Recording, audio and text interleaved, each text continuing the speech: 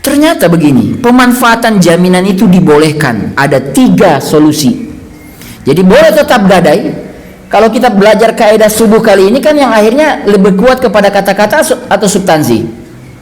Substansi berarti ini gadai apa jual beli? Gadai. Mari kita sepakati dulu ya. Berarti ini yang kasus ini berarti gadai. Nah, bagaimana solusinya Ustaz supaya ini gadai ini bisa kita manfaatkan? Ada 3 solusi, Pak. Bapak Ibu. Jangan pakai jual beli wafa. Jangan. Karena jual beli wafa itu boleh kalau mau pakai yang sebaliknya. Maksudnya, yang penting pakai kata-kata, bukan soal substansi. Kalau mau pakai gaya begitu silakan. Selesai urusan, tutup kasus. Tapi mari kita kasih solusi yang lebih dalam lagi. Mari kita berpegang kepada substansi bahwa ini adalah gadai, tapi ada 3 solusi. Solusi pertama. Solusi pertama adalah bikin akad lain lagi. Setelah bikin akad gadai, bikin akad lain lagi. Apa itu? Saya yang memberi gadai itu memberikan lagi sejumlah uang tambahan kepada yang punya sawah dengan alasan akadnya saya sewa. Saya menyewa tanah itu. Ketika sudah saya pakai akad sewa, maka manfaat dari barang jaminan itu bisa saya pakai karena sudah masuk dalam konteks sewa. Satu solusi. Solusi kedua, buat akad baru lagi. Kalau tadi yang tidak kurang paham, kurang bagus, bikin akad baru lagi. Akad yang kedua apa? Bikin akad bagi hasil. Bagi hasil pemanfaatan lahan, tanah. Apa akad bagi hasil pemanfaatan lahan? Banyak. Muzaraah. Muzaraah itu apa? Yang punya lahan menyewakan, memberikan perintah kepada orang yang mau bekerja. Kamu yang punya lahan sekarang siapa nih? Kalau kasusnya tadi gadai, yang punya lahan siapa sebenarnya sekarang ini? Tetap yang punya, iya kan? Iya dong, tanah itu, sawah itu tetap masih yang punya petani. Bahwa sekarang ada dia gadaikan, itu tidak menghilangkan kepemilikan. Setuju? Jadi tetap masih dia. Nah, karena dia punya lahan, ya kan? Maka muzaraah bisa dipakai. Dia yang lahan, kita yang bibit, apa lagi? Operasional, tenaga kerja ya, upahnya kita yang tanggung. Pak petani, kita pakai muzaraah ya. Setelah gadai ini biarkan gadai itu berjalan berakhir dengan sendirinya. Asal Pak petani sudah mau ngambil ulang ini sawah, saya siap. Tapi daripada saya nongkrong begini, ya kan? Terus kan juga ada persoalan nih, Ustadz, itu gadai kalau tidak dimanfaatkan nanti sia-sia, ya enggak? Kan begitu selalu permasalahan. Kalau tidak dimanfaatkan objek gadai itu nanti terbuang, tidak diurus, jadi tumbuh ilalang, kan begitu? Mau saya pakai terkendala riba, mau dipakai si petani tak ada modal, kan begitu? Karena petani jangankan mau ngurus itu sawah, buktinya dia gadai itu bukti dia tidak punya uang. Uang itu kalau ada petani menggadai sawah, kira-kira uang hasil gadai itu dia pakai untuk nanam atau bukan? Saya kira kecil kemungkinannya dia pakai untuk mengelola tanah itu. Besar kemungkinannya dia pakai untuk kebutuhan apa? Konsumtif. Betul nggak? Jadi jangan bilang, waduh, ini tanah sudah digadai, petaninya nggak punya modal, saya mau pakai, nggak boleh, riba. Ya sudah, kita pakai akad muzaraah.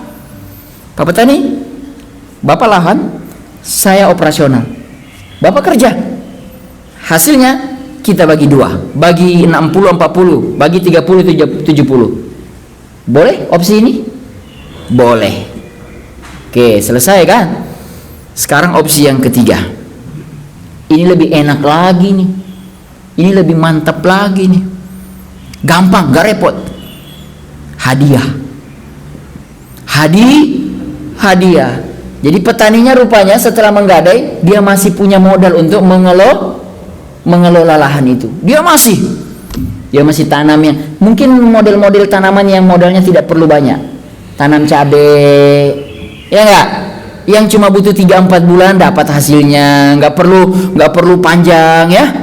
Nanam cabai, nanam apa lagi, sayur-sayuran, dan mungkin tidak dalam skala besar, mungkin skala 200 meteran tanah itu ya. Hasil panen itu, ketika dia panen, dia datang ke rumah kita di Bogor ini, bawa 1 karung cabai.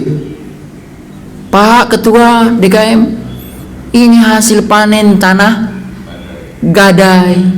Kata Pak Ketua, nggak boleh, saya sudah ikut kajian Ahad minggu pertama, ini riba.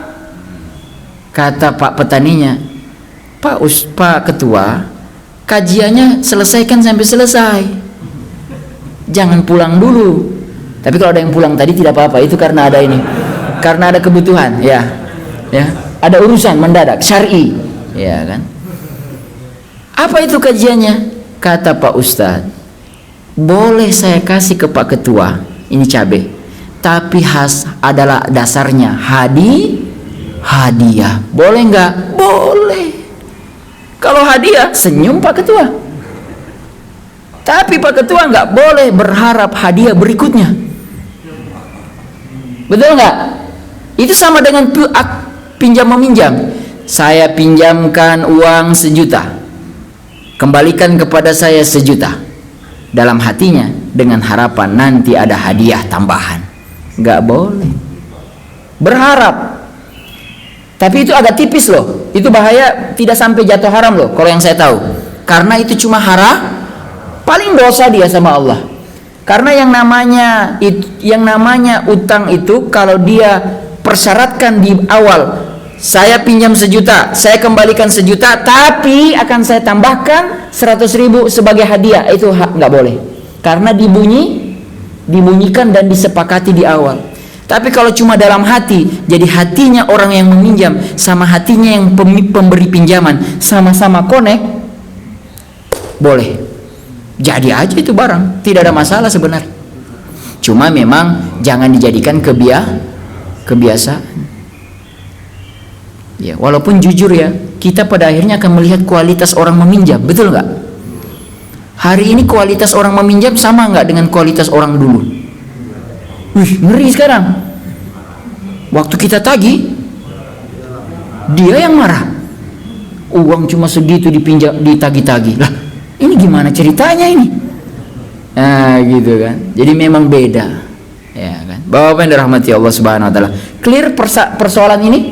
Jadi kalau ada yang nanya lagi soal gadai-gadai ini, mau dibenturkan antara gadai atau jual beli wafa, kita bilang silahkan tetap gadai, tapi ada 3 solusi yang bisa dimanfaatkan, bisa dipakai sebagai alternatif. Ya, gitu. Bapak yang dirahmati Allah Subhanahu Wa Taala. Kita lihat contoh kedua. Ini lebih ringan contohnya. Seseorang membeli kepada orang lain 1 kilogram gula pasir. Dia beli sebenarnya, tapi dia ngomong begini, simpan jam tangan ini sebagai titipan sampai harganya kubayarkan kepadamu. Sekarang pertanyaan, ini yang sedang terjadi titipan atau apa? Kalau kalimatnya sih titipan, ya enggak? Gula dia ambil, terus jam tangannya dia bilang, simpan jam tangan ini sebagai titipan sampai harganya kubayarkan kepadamu. Ya sama, ini bukan titipan, ini gadai, sama. Udah, nggak usah bingung, itu sama dengan yang lain. Contoh yang berikutnya, kendaraan rumah ini kuhibahkan kepadamu dengan ganti 100 juta. Jual beli, bukan hadiah. Enak di bibir, nggak enak di amplop, di kantong. Tadi ngomong hadiah, tapi kenapa ada uang? Jual beli, ya. Saya kasih ini mobil, tapi dengan ganti kasih saya 100 juta rupiah. Itu jual beli. Tuh lihat, ya. Apalagi contoh berikutnya. Kendaraan ini kupinjamkan kepadamu supaya engkau pakai sampai ke kota ya kampung halaman dengan ganti 3 juta. Sewa. Itu sewa sebenarnya. Ya, bukan pinjam. Enak betul. Sudah enak, sudah gembira. Dipinjamkan mobil. Tapi dengan ganti 3 juta, itu sewa. Ya kan? Coba lihat. Bagaimana kata-kata berbeda dengan substansi. Gitu. Bapak yang dirahmati Allah Subhanahu wa taala. Nah, selesai contoh-contoh.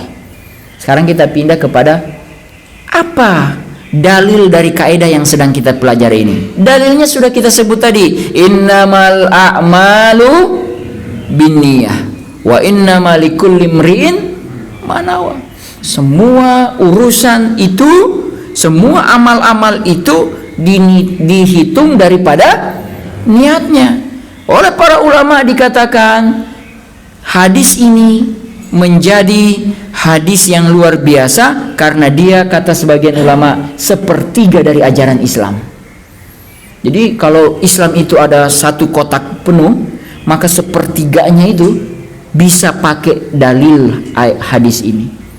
Makanya ulama-ulama sekelas Imam Bukhari dalam Jami'us Sahihnya, dalam kitab Jami' Sahih beliau, Imam Bukhari menempatkan hadis ini menjadi hadis yang pertama. Innamal a'malu binniyah. Bapak dan rahmati Allah, kaidah ini adalah kaidah yang agung karena sesuai dengan orientasi daripada hakikat Islam itu sendiri. Islam itu substansi, bukan rupa, bukan sekedar pemberi informasi, bukan sekedar penampilan, tetapi inti, bukan sekedar kulit. Oleh karena itu perhatian Islam kepada amal-amal inti itu lebih besar daripada perhatian kepada amal-amal anggota badan. Dalam hadis yang diriwayatkan oleh Imam Muslim, innallaha, sesungguhnya Allah, la yanzuru, tidak melihat, ila suwarikum, kepada suwarikum, penampilan kalian. Allah tidak lihat kepada penampilan kalian. Wa amwalikum, harta kalian. Allah tidak lihat. Walakin, tetapi, yanzuru, Allah itu melihat, ila qulubikum, ke dalam isi hati kalian, ya. Wa a'malikum, dan amal-amal kalian. Itu hadis riwayat Muslim. Bapak yang dirahmati Allah Subhanahu wa taala, ibadah-ibadah hati jauh lebih besar daripada ibadah anggota badan. Makanya maksiat-maksiat hati juga sebenarnya lebih berbahaya daripada maksiat-maksiat badan. Oleh karena itu, seseorang bisa selamat di akhirat dan masuk ke dalam surga karena hatinya bersih dengan pertaubatan. Selain taubat, hatinya juga bersih, ya. Allah Subhanahu wa taala berfirman di surat Asy-Syu'ara ayat 88-89 melalui lidahnya Nabi Ibrahim. Ini pakai bahasa Indonesia aja nih Ustaz kalau tahu ayatnya, yaitu di hari harta dan anak-anak laki-laki tidak berguna. Oh iya, ini ayat populer ini, kecuali orang-orang yang menghadap Allah dengan hati yang bersih.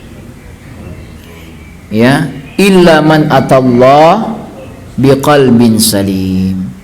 Di hari, ya, yauma la yanfa'u malun wala banun. Nah, itu baru ketemu Arabnya itu. Yauma la yanfa'u malun wala banun, di hari di mana tidak berfaedah harta ataupun anak. Illa man atallaha biqalbin salim, kecuali dia datang dengan qalbun salim, hati yang bersih. Nah, ayat yang lain yaitu orang-orang yang takut kepada Tuhan yang Maha Pemurah sedang dia tidak kelihatan olehnya dan ia datang dengan hati yang bertaubat. Surat Qaf ayat 33. Ini saya nggak tahu ini bunyi redaksi Arabnya. Ya, yaitu orang yang takut kepada Tuhan yang Maha Pemurah sedangkan dia tidak kelihatan olehnya, dan ia datang dengan hati yang penuh taubat. Bapak yang dirahmati Allah, kaidah yang kita pelajari ini penting, karena kaidah ini menjadi pembatal terhadap yang disebut oleh ahli-ahli fikih itu siasat fikih. Fikih itu ada siasatnya. Orang fikih itu pandai bersiasat. Ya. Orang yang masuk jurusan syariah Islamiyah kayak saya, itu saya akui setelah lulus belajar. Ini kita kalau tahu ilmu-ilmu begini banyak, yang nggak bisa kita bisa belokin. Benar nggak Pak? Karena punya ilmunya. Tetapi cara pandangnya tergantung cara pandangnya. Ini penting, ini jadi diskusi yang cukup berat sebenarnya. Apakah bersiasat dalam fikih itu dibolehkan? Kita akan berdebat soal di satu sisi kayak contoh gadai tadi. Masyarakat kita banyak yang menggunakan praktek gadai tadi apa? Yang haram tadi kan? Gadai dapatkan hasil sawah. Kalau orang nggak berpikir, nggak pakai ilmunya, nanti dia akan bilang begini, apa solusinya Pak Ustadz? Ya nggak? Maka orang-orang ahli syariah itu, ahli fikih, dia gali lagi, dia pikir. Oh, 3 solusi tadi. Itu yang disebut dengan salah satunya punya unsur siasat. Betul nggak? Walaupun memang kata siasat itu, saya tanya sama Bapak, kalau sudah disebut Anda ini pandai bersiasat, maknanya positif apa negatif? Negatif kan? Makanya ada orang tidak mau politik, karena politik itu dalam bahasa definisinya siasat. Bersiasat. Orang yang terjun di dunia politik, dia orang itu adalah tukang siasat. Udah pakai tukang pula. Ya. Tukang bohong. Ya kan? Padahal boleh saja memang politik itu definisi bahasanya bersiasat. Tinggal dilihat bersiasat untuk yang positif apa bersiasat untuk negatif. Nabi pernah bersiasat enggak? Oh pernah. Saya masih ingat tuh kejadian sahabat itu pada disuruh ngecat rambutnya jadi hitam. Padahal mengecat rambut menjadi hitam nggak boleh, kan ketemu sama ayat jangan kau rubah yang sudah Allah berikan kepadamu. Oleh beberapa ulama jangan hitam, kalau hitam agak ke arah haram, pirang, coklat gitu. Tapi Nabi pernah memerintahkan sahabat hitam sekalian. Kenapa itu dilakukan Bapak? Karena waktu itu perang. Kalau ini yang maju kelihatan pada putih semua rambutnya, musuh jadi semangat. Aki-aki ini dah. Aki-aki ini yang lawan ini. Tapi kalau hitam, orang kan jadi, oh ini masih muda, tua apa muda ini? Kalau perang boleh. Tapi kalau siasatnya sudah putih dia hitamkan supaya cari yang berikutnya, ini repot. Ya kan? Ya enggak? Jadi memang ini diskusi soal ini istilah siasat fikih itu saya kasih istilahnya ya. Hilah. Oleh Melayu, bahasa Melayu sudah diadopsi namanya hela. Kalau baca buku-buku bahasa Indonesia dulu, kata hela itu ketemu ya Pak ya? Berkilah. Nah, hela, kalau hela masih dipegang oleh bahasa Melayu asli. Makanya kalau pertemuan bahasa Melayu itu ada pertemuan tahunannya sebenarnya. Kita itu bahasa Indonesia ini itu sudah banyak perkembangannya daripada bahasa Malaysia. Orang Malaysia itu bahasanya masih begitu-begitu aja. Berbual-bual. Kita masih dulu kita pakai berbual. Tapi dan memang bahasa kita sama sebenarnya, kayak penyanyi legendarisnya Malaysia itu siapa? Ramle tulisannya Ramle, Ramli. Itu orang Aceh. Ya kan? P Ramli itu orang Aceh. Ya. Oke, enggak ngomong ke situ lagi dah. Jadi maksud saya begini. Helah. Ini helah itu dibolehkan apa tidak? Itu pertanyaan. Nah, tadi kita sudah bahas. Lihat, kalau helah itu ternyata bermanfaat, ya silakan.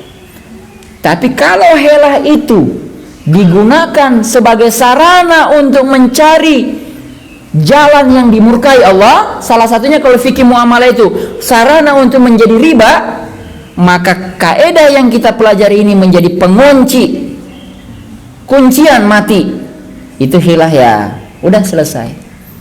Nah, Bapak, kita kasih contoh bagaimana kemudian ini bisa menjadi pengunci bagi kasus yang populer. Kalau tadi gadai sudah sangat populer, sekarang saya kasih contoh, sudah sering saya bilang di sini juga. Masih ingat atau tidak namanya bai'ul ainah? Masih ingat? Jual beli ainah. Saya punya gelas ini. Saya ada masalah keuangan. Saya butuh uang 10 juta. Saya sudah datang ke orang-orang yang saya kenal, nggak ada yang mau pinjamin. Oke, Pak? Akhirnya saya datang kepada seseorang. Saya bilang begini, Pak, tolong beli gelas saya ini. Kata bapak itu, ngapain saya beli gelas kamu? Di rumah saya banyak. Saya juga bilang, Pak, sebenarnya saya juga nggak mau jual gelas ini. Ini gelas warisan dari orang tua saya. Terus kenapa dijual? Dengarkan dulu saya sampai selesai jelaskan. Pak, saya itu butuh 10 juta, Pak. Sudah kemana-mana, termasuk ke bapak. Saya minta pinjaman, bapak nggak ngasih. Oleh karena itu ini solusinya, Pak. Tolong beli ini 10 juta. Cash. Mari uang bapak 10 juta. Nih uang. Bapak nggak butuh itu gelas kan? Betul, saya nggak butuh. Dan saya juga nggak mau gelas ini jadi milik bapak. Ini warisan orang tua saya, kenang-kenangan. Sekarang uang sudah sama saya 10 juta. Gelas sudah sama bapak. Saya beli lagi, Pak, gelas ini 15 juta. Tapi nggak cash loh, Pak. Karena memang asli saya nggak punya duit. Loh, tadi barusan ada duit 10 juta. Uang 10 juta ini saya mau pakai berobat, Pak. Saya mau pakai berobat. Kalau saya bayar lagi ke sana, ya ini sama saja kita main-main. Kita ini bukan anak kecil, Pak. Oh, galak ini, galak. Jadi, Pak, saya beli 15 juta. Tapi saya bayar kredit, Pak. Boleh nggak, Pak? Oh, boleh. Berapa bulan? 3 bulan. Bulan pertama 5 juta, bulan kedua 5 juta, bulan ketiga 5 juta. Saya tanya kepada bapak-bapak sekarang, sah nggak jual beli ini?